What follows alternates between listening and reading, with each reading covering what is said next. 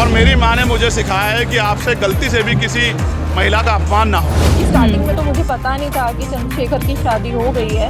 अगर पता होता तो शायद इस रिश्ते की कभी भी शुरुआत होती ही नहीं।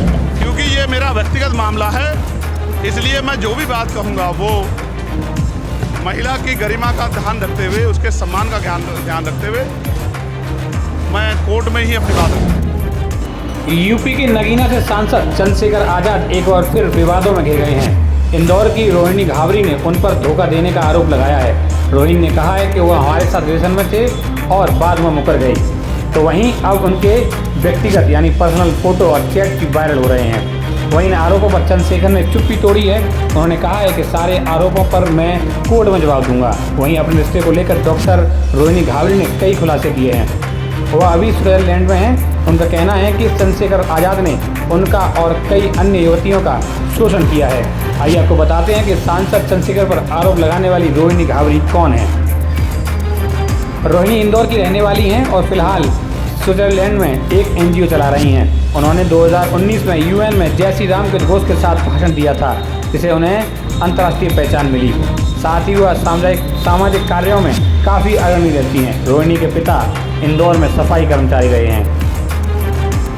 रोहिणी का आरोप है कि वह चंद्रशेखर के साथ रिश्ते में थी, तब उन्हें पता चला कि वह पहले से शादीशुदा हैं। उनका कहना है कि अब अन्य लड़कियों के साथ भी ऐसे ही अनुभव सामने आने के बाद उन्होंने यह मामला सार्वजनिक करने का फैसला लिया है। चंद्रशेखर आजाद ने उनके आरोप पर कहा है कि यह मामला एक महिला के सम्मान से जुड़ा है और वह इसका कोर्ट में जवाब देंगे। देखिए, मैं ये कहूँगा कि क्योंकि ये महिला सम्मान का विषय है और मेरी माँ ने मुझे सिखाया है कि आपसे गलती से भी किसी महिला का अपमान ना हो, तो मैं बहुत जिम्मेदारी से कहूँगा कि मुझे पता लगा है कि वो कोर्ट जा रहे हैं, तो मैं कोर्ट में अपना जवाब दूंगा। बाकी मैं कोशिश करूंगा कि मेरी वजह से किसी का दिल ना दुखे। मैं सभी को का सम्मान करते हुए आगे बढ़ूंगा। मैंने फिर आपसे कहा, क्योंकि ये मेरा व्यक्तिगत मामला है, इसलिए मैं जो भी बात कहूँगा वो महिला की गरिमा का ध्यान रखते हुए, उसके सम्मान का ध्यान रखते हुए मैं कोर्ट में ही अपनी बात रखूँगा। हालांकि रोहिणी ने इसे लेकर कहीं कोई एफआईआर दर्ज नहीं कराई है। उन्होंने सिर्फ सोशल मीडिया पर यह बातें रखी हैं। रोहिणी के अनुसार 2019 में उच्च शिक्षा के लिए स्विट्जरलैंड जाने का मौका मिला। उन्हें पीएचडी करने के लिए 1 करोड़ रुपए की स्कॉलरशिप मिली थी। पिछले 5 सालों से वह कहीं रहकर रिसर्च और सामाजिक कार्य कर रही हैं। तो वहीं रोहिणी घावरी ने सोशल मीडिया पर चंद्रशेखर आजाद के साथ चैट भी शेयर किए हैं। उन्होंने इसके साथ ही एक इंटरव्यू में कहा कि वाल्मीकि समाज हमारे सपोर्ट में है। रोहिणी ने कहा कि हमने चंद्रशेखर को 50-50 हज़ार रुपये के गिफ्ट भी दिए हैं। मैं उनकी चमक पर नहीं गई हूँ। 2021 में तो मैं संघर्ष का साथी बनी हूँ। 3 साल के रिश्ते में चंद्रशेखर ने आज तक एक फूल तक नहीं दिया।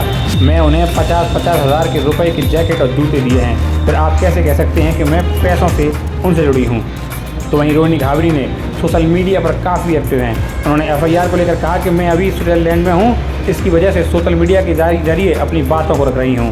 वहाँ आने पर कोर्ट में जाऊँगी और मेरे पास उनके खिलाफ सारे सबूत हैं। 2021 से मैं चंद्रशेखर के साथ रिलेशनशिप में हूँ और उसके बाद हमने बहुत से अप्स एंड डाउन साथ में देखे सारी, क्योंकि 2021 में तो उनका पॉलिटिकल करियर उतना ज्यादा हाइप पे नहीं था। एक वक्त जिस इंसान की डिसीजन मेकर बनी हुई थी, हर एक चीज पॉलिटिकल डिसीजन से लेकर सामाजिक डिसीजन हर एक चीज में एक रोल प्ले कर रही थी, वो अचानक क्या हुआ जब हम दोनों इस तरीके से रिलेशनशिप में आए और आपने ही इस चीज को बड़ी बड़ी बातें की कि बाबा साहब अम्बेडकर का के आंदोलन को चलाना है। फिर आपने ही कहा कि बाबा साहब अम्बेडकर ने 2 शादी की थी तो हम क्यों नहीं कर सकते। बाद में ये चीजें इतनी क्लैरिटी के बाद आना शुरू हुई, क्योंकि स्टार्टिंग में तो मुझे पता नहीं था कि चंद्रशेखर की शादी हो गई है।